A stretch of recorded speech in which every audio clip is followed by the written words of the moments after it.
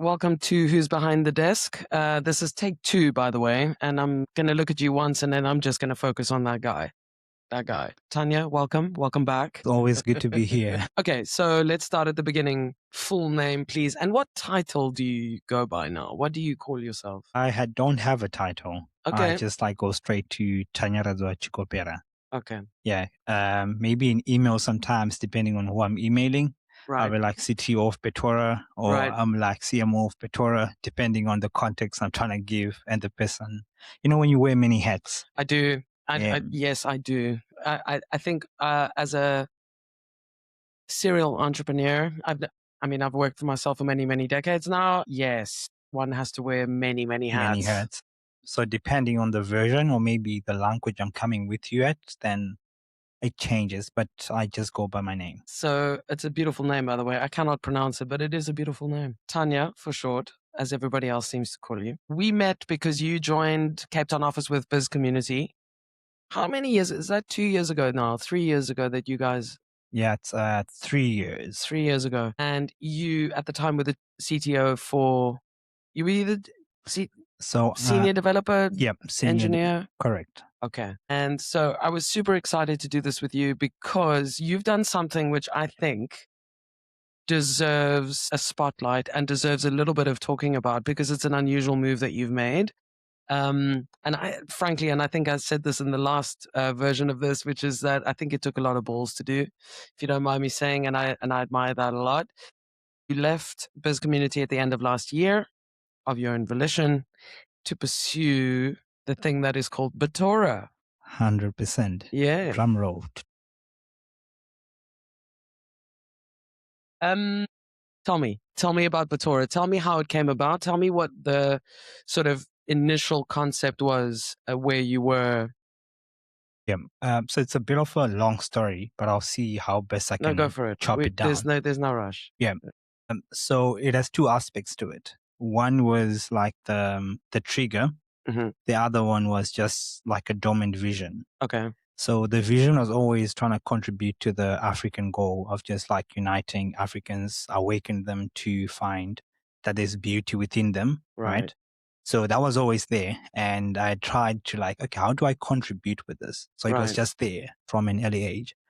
And now coming to Cape Town and now being exposed to these creators here in Cape Town, I saw so much talent. Yeah. Like I remember this one time, I'm at an event and I closed my eyes just to listen. I'm like, oh my God, this is like proper A grade stuff. Yes. It's just now here. No one is talking about it, not represented.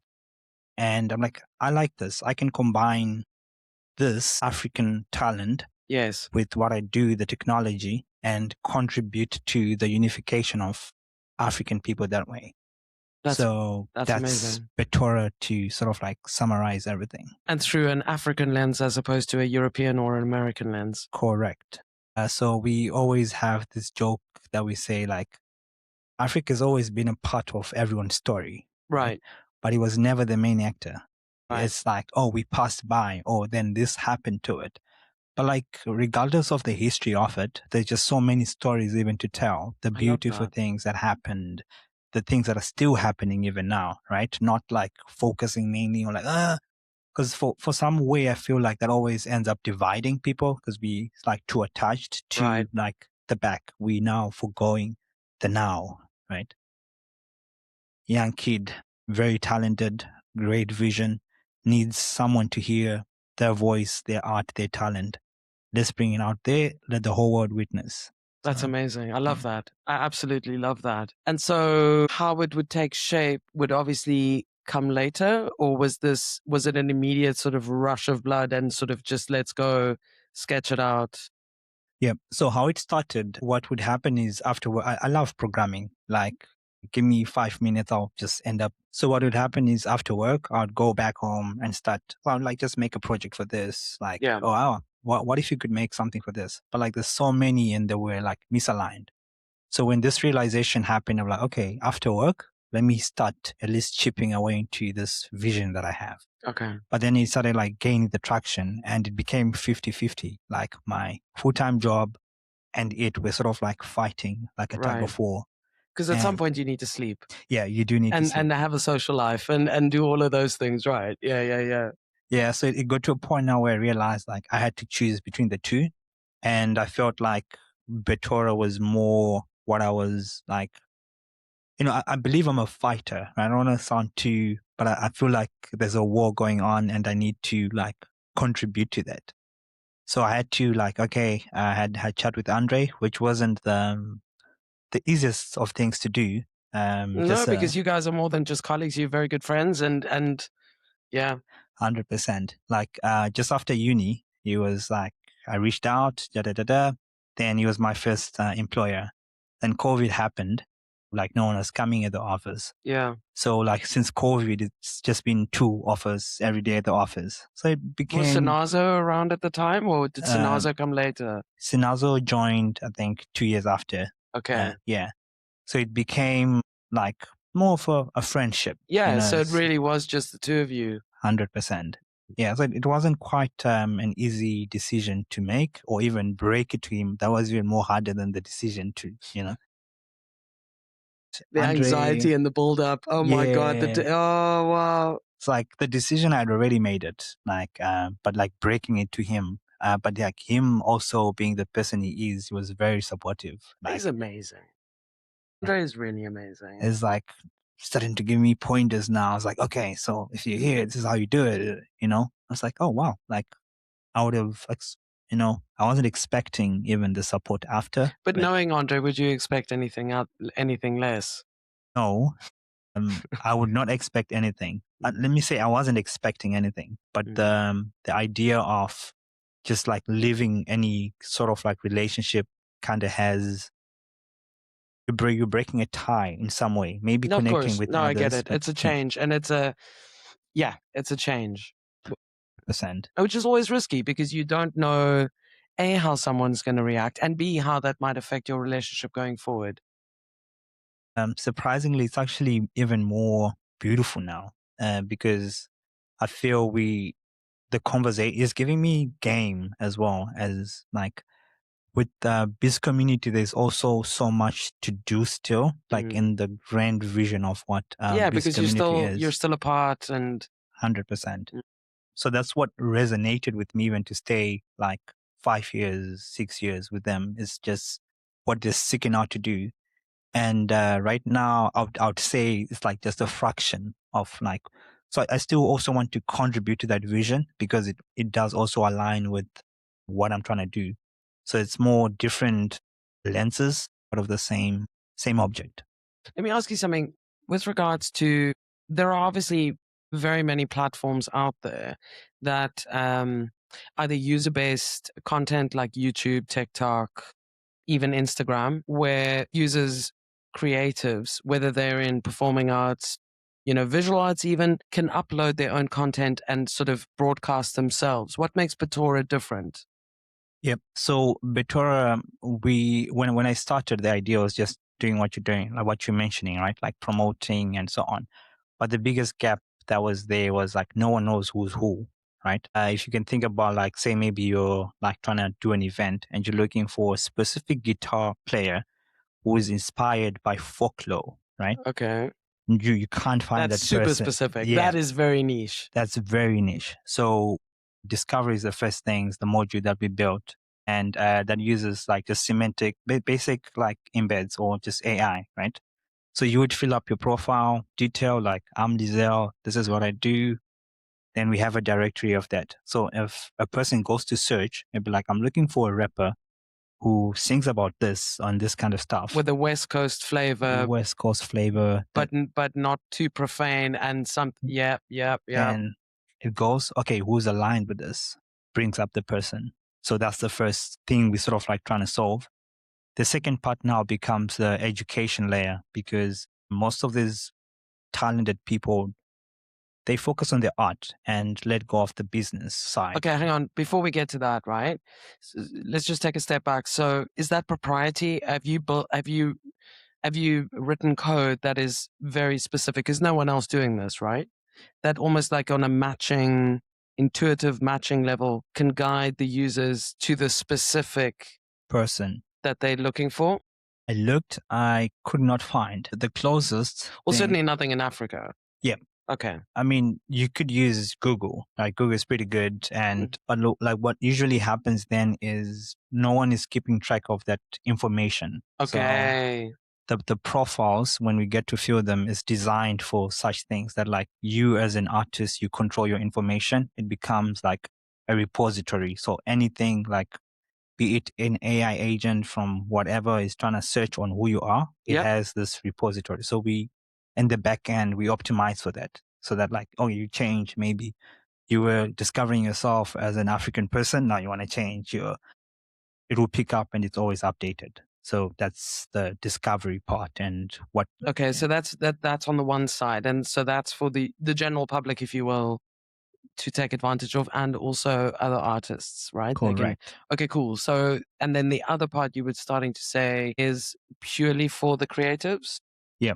Okay. So at its basis, it's supporting the acts, right? So the first layer there of the discovery supports them because in that they get bookings. Right. So if you find the person, there's a booking platform, you can continue and say, hey, can I book you? The artist would have also put their rate cards there, agree on the rates, and it goes on. And that's completely between the two of them. It's not No. facilitated through Battora, or It is done through Battora, but Battora is just the platform that allows for that connection to happen. Gotcha. Yeah. Then the second part became the education part. Like I was saying, someone might be very talented, but they're foregoing that the very same thing that should sustain that act or whatever. They can't live by the songs, right? You have to register in this. Sometimes you have to, like, request for funding. I mean, how do you request for funding? Like, you need to get your stuff straight. So we're starting to get people coming in. We have, like, modules. I'm having a chat with another lady as well who focuses on artist funding. So what I do is I sit with subject. I don't know everything. So I sit with the subject matter person, like someone who's, like, good. It could be with branding, and they detail, okay, this is what you need to do. Like, have a focus. Then we put that into a module, and the artists themselves can come in and just learn through the platform. Pick and choose the modules that they need as and when they need it. And I'm presuming that you've enlisted the same sort of AI or tech that it dynamically then updates as and when so things are added to the sphere. Do you know what I mean? If there's a new copyright or whatever it is, you can just add it to that, right?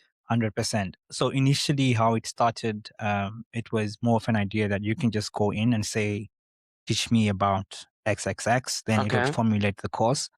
But then that's more relying on AI to come up with a course, and it's just going to reference other things that sometimes are irrelevant. So you find out that information from people already in the field is always more valid. It's always more intentional. It's always more, it's localized, because it's like, oh, in South Africa, really what matters is this, right? You're not, like, really reading off a textbook. So that became more of a downgrade from technology to make it more practical. And now we venturing into, very interestingly enough, there's this guy who's like a 80-year-old DJ. He DJs with the 20-year-old. I'm sure you know them, Alan and Lex. No. Yeah, so I ended up having a chat with them, and the one is in film. And he told me something which was very interesting, like 2 weeks ago. So he was telling me, like, indie filmmakers right now, they make films, a lot of good films, but they can't put them on YouTube or any whatnot because they can't get paid for that. They won't get anything back. That's right. Yeah, so we're sitting down to work together as well now to have a TV section as well that's, like, gated. So, like, indie filmmakers can put their films, but then it's just gated. It doesn't even have to be a lot, but it's could even be more on an appreciation basis that it's local talent. Yeah, because the monetizing of, and I was, in the previous podcast, I sat down with Igarashi, and South Africa.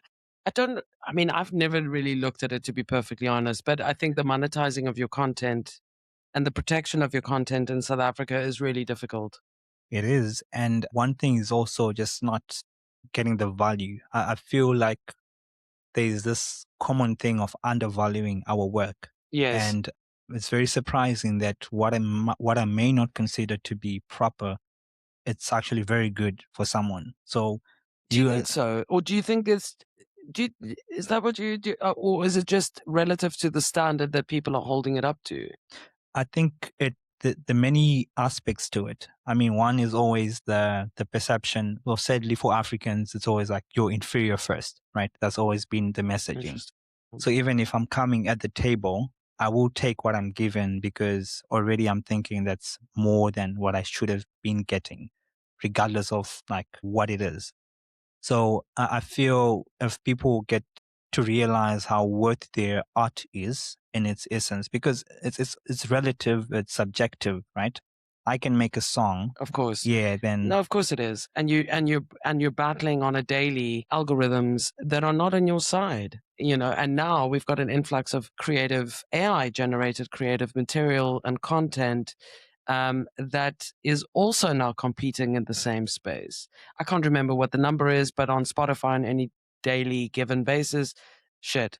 But it's more than 10,000. It's like a lot of music songs that's uploaded to yeah, platforms. and with that, actually, one of my closest friends is a rapper, and I was showing him, that I'm like, oh, I just made a song. I was like very frustrated. It's like, what? Like, because it had the beat already, it was like somewhat mastered, the lyrics, the tune, Suno's amazing. Yeah, but I was telling him at the end that like with AI, it's very good at taking things that are already there. It's never gonna be like a magician Because that's to all it can do. exactly. And I feel that most people are scared, but this is more an elevation of our like creative skills. I would agree with you to a large extent. However, there is another cautionary tale to be told in terms of being able to protect your creative content from being used and plagiarized and butchered without you getting Something in return. correct. So in Denmark last year, I've mentioned this in a previous conversation with Igarashi as well. So forgive me for repeating this, but in Denmark they've they've recommended that each citizen copyrights themselves, Interesting. their voice as well as their face, so that if it turns out and turns up in any AI generated deepfakey content in future, that there's some sort of legal recourse. Because on a music level, and you would have spoken to Roland a little bit, on a music level, yes, you want to be on Spotify. Yes, you want to be on iTunes and all these other platforms to get your music out there. And the more people that listen to it, the better, right? But ultimately, what musicians often just, what pays the most money is if that same song, Gets played and correct, it gets used in a commercial, it gets used as an intro for a sitcom, it gets used as a little part of a film. That's really where the money is. it is. But Yeah. if that wasn't registered or recorded somewhere as belonging to individual XYZ, then it's free for all. So, I mean, what I'm getting from what you're saying that it's more of a structural problem with the current system than Correct. The the problem's been there for some time. yeah. That if we like get to fix that, that if some person's creative form gets identified, I mean that's what they were trying to do as well, like with the digital tokens as well. Like it's like, oh, you create an NFT and the image goes right. Someone still needs to explain to me what the fucking NFT is, like a 2-year-old, but anyway, not now.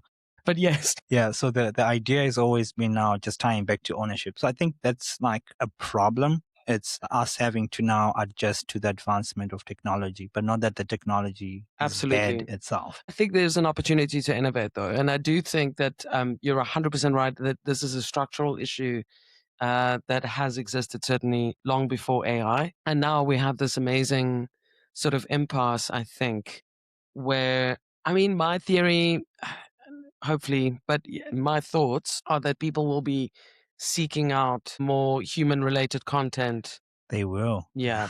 They will. Yeah. Because it's authentic, right? At the end of the day, you want to relate.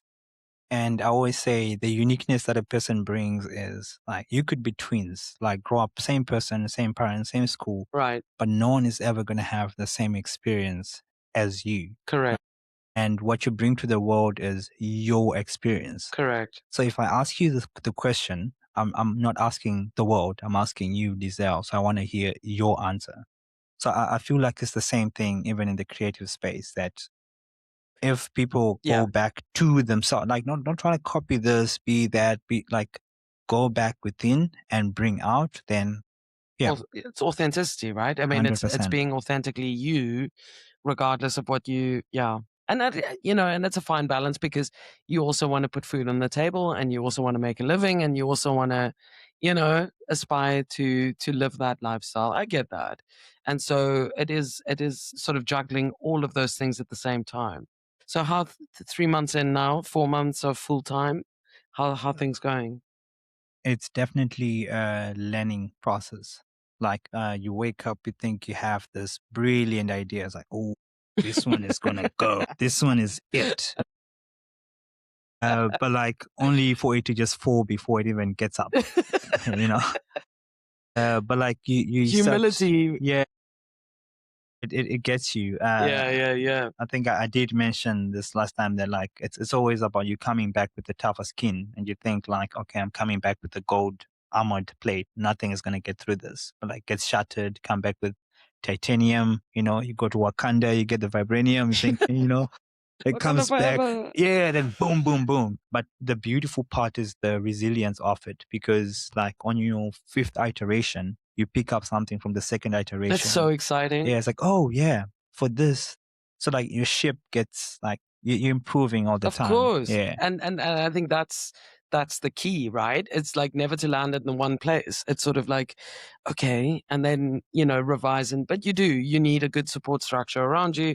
You need a very good sense of humor, I find, and sort of adequate motivation. But to me, I mean, the motivation for you is in bucket loads. it It just is. oozes out of you. I love that. Yeah, and it's also the people I have like around. Like case in point, even here at CTO, like you meet a person telling you, "Oh, I'm doing this," and it's not even like I'm doing this in the sense of like grand things. It's just like more on a personal level. And what you find is there's always similarities in the struggles that we're all going through. Maybe the other person is a tire puncher, and the other one like coffee spilled I on their, mean, yeah. but I mean, like co-working is what's just, I'm an absolute evangelical co-working enthusiast. Is that even a thing? Anyway, but I am, and for that exact reason. yeah, so you just being exposing yourself to people. That's the other thing that I learned, right? Most of my lifetime I was always behind a computer. Yes, Like wake up, computer, come back, but yes. computer. Yeah, and sadly enough, you think you just know information, right?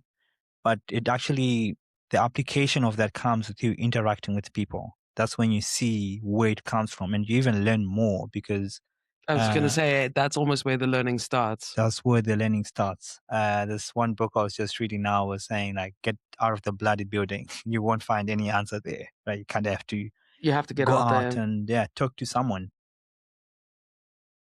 Here in Cape Town, I always say it's like a gift in Africa, in the sense that everyone from across the world comes here.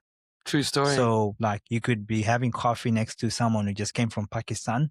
As you're turning out the door, you're someone from Brazil, right? As you're sitting down to the same bench, Or meeting someone from Taiwan. Taiwan. Like, so the other person who's just passing by is from Jamaica. Yes, So you're getting this like tapestry of different personalities, different cultures, and it helps you shape yours. It helps you realize, oh, as a Shona person, we actually do this. But the beautiful thing is the resemblance is the same. It's just like, I love that. yeah, I love that. And it's not just about European versus this or no, versus that. In fact, there's no versus there at all, isn't. right? We're just like one being. Like I have this like sort of idea that I want to do of just like a blind party. Like literally like you don't see skin, like everyone's covered up, and like people just socialize the whole, and then at the end, so it could be like a person from this, a person from that. And I'm sure people will be surprised how much the prejudice they have of just seeing someone the first time. Oh, they're white. Oh, they're Indian. So they bring all the Indian things they've had just in front of that person before they even said hello. Yeah, yeah, yeah, Yeah, yeah, yeah, yeah. Because the prejudices are, manufactured. percent. And Sometimes by, sinister motivation algorithms and such, it might suggest. And it's not to say that, but, we were having a conversation in the kitchen earlier, and the very fact we're seeking community. Community doesn't just happen. Community is something that you learn from, you work at, you foster, you nurture, and you hopefully grow within that too. And everybody does, right? But yeah, it's not an Instagram reel or a No. TikTok la la la. Yeah. And like interestingly, you only become part of a community by you yourself allowing others in. Correct. So it And always starts, participating. Yeah. it always starts with you. Like you and yourself, are you communal to begin with? Because I mean, you could be in a place with 100 people and just like, no, just walk around. You're there with 100 people, but you're not communal with those. Like, I mean, the social skills that is required because it's relationship building and it's foundational. And I feel very sorry for kids, kids that went through those COVID years, missing out in a sense. You're Gen Z, right? Or are you millennial? 90s. 90s. What is that? That's I millennial, I guess. I have no idea. I guess so. I have no idea. But I do know that there is that sort of bracket. And I think that they were the last sort of Gen Zs, early Gen Alphas, maybe, that are struggling. In fact, I met a friend of mine is here from London at the minute, and she was telling me that she was helping a friend working on this AI that just got fully funded, by the way. And without giving too much away, or maybe I shouldn't say any more, but it revolves around this sort of thing. It's using technology to assist social skills. Interesting. Yeah, and it's sad, but at the same time necessary. And you kind of can't argue with that. Do you follow a guy called Scott Galloway? Do you know who that is? No. Great podcast, highly recommend. And his theory is that looking at the gaps and to help people, especially young men, is they should just drink more. Drink, make mistakes, Exactly. go talk to a girl, be shut down, come back, whatever. And in a business context, it's build it, break it, go to an investor, be shot down, come back, and listen to the feedback, internalize it, apply it, and try again. Keep going. Because if you missed that crush at the, if you like see your crush at the park and like, I'm gonna go watch me boys head down. And the beautiful thing is you go back to your bros, right? Back to your bros. Like, it's gonna be okay. Let's have a shot. It's gonna be okay. You do need that. How is Shumba, by the way? Shumba is good. So he launched like his version of spices. I'll bring them in for you. Please do, and we can drop some links if they're available. Yeah. No, they're good. Like so what he did when he brought them in, it's like tests, like little testers. I didn't even know. Okay. I like this one. Where did you get this? Because we usually like just have sauces in the house. I'm like, this one is new. I'm like, where did you get this? Well, it's like, you don't know. You don't know this one. I can tell you the recipe, but then I have to kill you. Yeah. Okay. So yeah, I'll bring some. Please do. Like, that's exciting. He's launched his own range of spices. Yeah, spices, sauces. Dude, I love that. I love his energy so much. Yeah, he's like also a person, like I was saying, the people around me. Like, I mean, you have someone who's also pushing like that. It's like, oh, bro, let's do this. And it's just a good community. Of course. It's infectious. How can you not be inspired by that? I know, like my one friend as well, Tanaka, she's already now getting into the wellness space and she's starting her own thing. Right? That's so cool. So like the virus, if it's a virus, it's going. It's multiplying. Yeah, it is going. So what's next for Battora? Where are you at? So initially I would start by saying learning. There is a lot that I still need to learn. And by that, I mean lots of conversations. I always find different perspectives, like when I talk to different people. So that's one thing I want to do more, like get myself out there, speak to people. And the second thing after that, the second layer is collaboration. I had the vision. I wanted to build it alone because I thought like, okay, this is very specific, but a lot of people also want to help. So it's building infrastructure to allow them to actually help. And participate in the process. Participate. I think maybe in the coming time, I don't want to set a deadline, but I would be so happy if we say, okay, we want to make a movie. It will be like a free movie in the sense that there's like a photographer out there who's trying to come up. There's a storyboard artist who's still trying to come up. There's a director. Let's and bring them all together. let's just like the pipeline should be such that, okay, we have, this is the goal. The storyboarder is going to come, okay, submit that. It's going in the pipeline, and it's just like a communal movie. Like it takes a lot, but It that's does. the I mean, structure that I feel Battora should be able to provide. That like, okay, who do we need? What's yeah, needed here? yeah, yeah. And we contribute. Yeah. That's amazing. I mean, there's a project that exists every year in Cape Town called, I think it's called 48. And Marie's done it twice now. And usually I don't actually know the process, so it's worth investigating and figuring that out. But it's very strict. It's a challenging competition where it pushes you to not only put together a team. Nobody gets paid, by the way. It's a completely free project. So you put together a team. It comprises of your scriptwriter, your storyboard guy, your director, your art director, your props, your everything. And you literally have 48 hours to film, edit, publish. Interesting. Challenging. And so if you miss the 48-hour deadline, you can't submit. And then what happens is they have a screening and then they announce the winners. And there could be a best story, and there's always a little caveat. I'm sorry if I'm butchering this. I'll throw the links in the description because this is a really fun project. It's almost like Are You Match Fit? It's like testing your muscles. If you're like in that industry, your right? agility to just like Exactly, because you have to pull it all together within that time frame. There is no do-over. It's now. And then as every year, there's a different sort of element that they might throw in. This year, I think it was a birthday cake.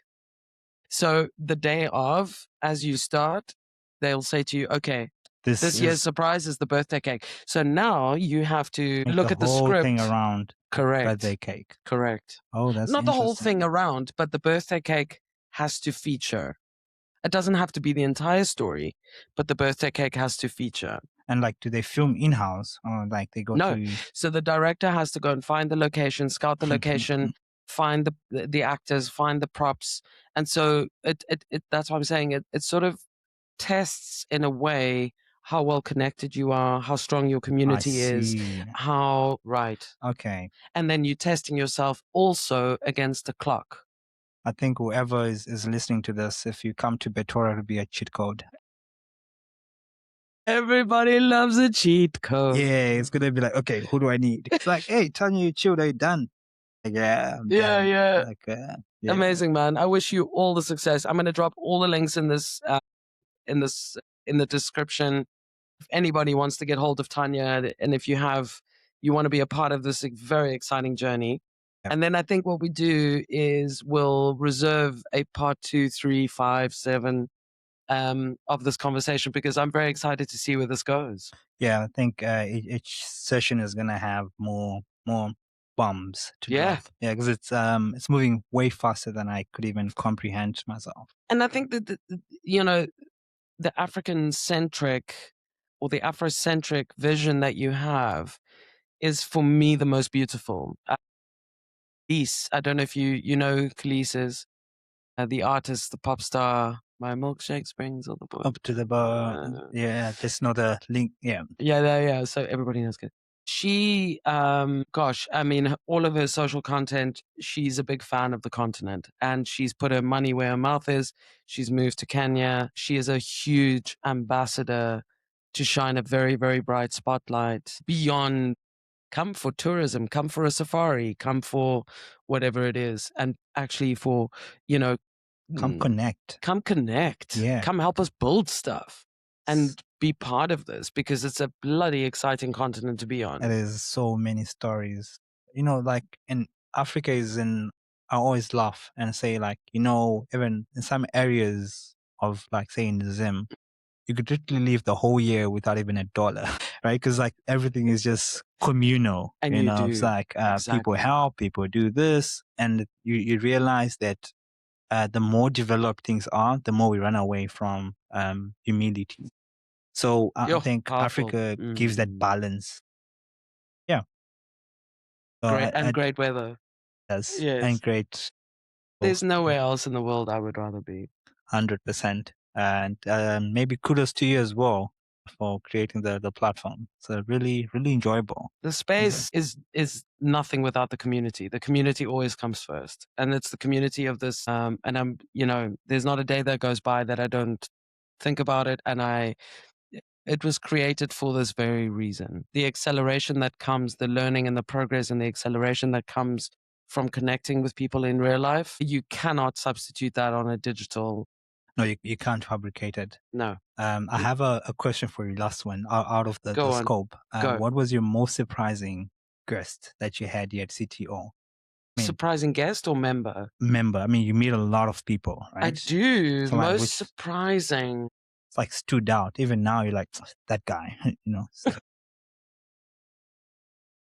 I suppose it was 2 summers ago, I think it was. This very, very young Russian chap walks in quite late in the day as well. And yeah, he was on a project. He was launching this crazy new crypto something inspired, but also very secretive about it. He literally told me no details. He says, I can't tell you, I can't tell you, I can't tell you. But we have to deploy and it's late at night and all of that. That surprised me. That was sort of this is not a 9 to 5. mystery into it. Yeah, lots of mystery and a little bit gangster. I'm not going to lie, because when it came to how would you like to pay, literally wads of 100 Rand, 200 Rand notes came out of this little person's pocket. I say little person because I'm old, but I was like, oh, and he was living in this mansion in living that whole life. That was probably the most surprising thing. Interesting. Nobody in the community ever met him. He only came in very late at night. He would work until like 3 to 5 a.m., be gone in the morning by the time we got to the office. I can't even, what was his name? Yuri or Yevgeny or some shit. I don't know. Interesting. Like I don't know much about Russian, but with what you've given me, I'd assume like Yuri is like a John in English. Yeah, It's like, pretty much, right? it's like It's like a the most common name you And could. it was interesting. Like the only question I had for him around the crypto, because like I said, crypto, I get it, but I also don't get it. And so he was like, yeah, but for the first time, people can move freely. For example, and it's funny because he actually did mention this as an example. He said, as an individual, if I want to produce a film, I can just do it. If I want to buy a house, I can just do it. And that's the freedom that crypto.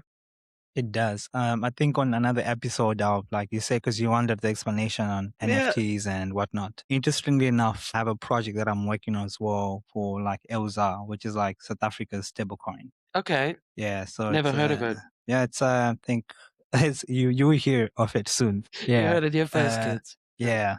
So we started it with like a rewards program. It's like, and people purchase, they get like 5% cashback in ELZA.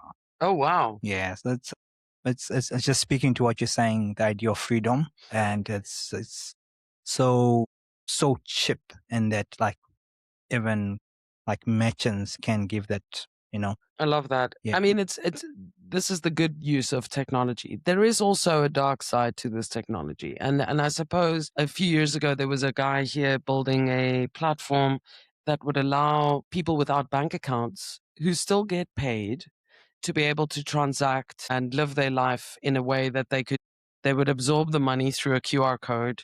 The money would land in a wallet. That money could then be spent on a number of things, including electricity, airtime, and redeemed, and sometimes a little bit in cash.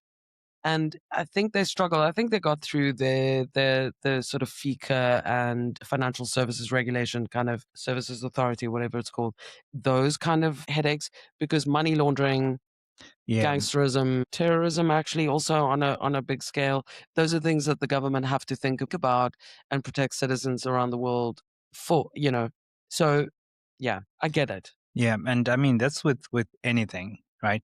You could literally put up a stop sign to stop the children so that like the cars stop. Yeah. That's a very good thing. It's a noble thing, but like from a different perspective, like that could change the story and becomes the Exactly. most horrific thing it can be. So yeah, that shouldn't stop everyone or anyone.